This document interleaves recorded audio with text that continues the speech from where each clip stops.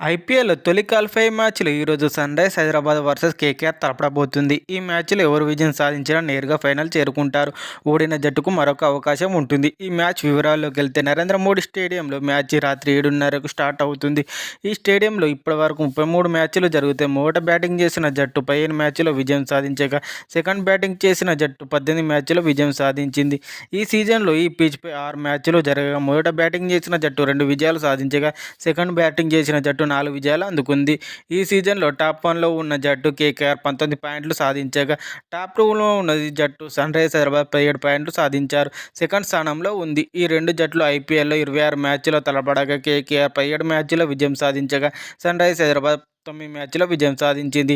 ఈరోజు జరగబోయే మ్యాచ్లో టాప్ 11 ప్లేయర్ల విషయానికి వస్తే కేకేఆర్ తరపున Sunil Narayana, Andrew Russell, Venkatesh Iyer, Mitchell Starc ఉన్నారు. రింకు సింగ్ ఉన్నారు.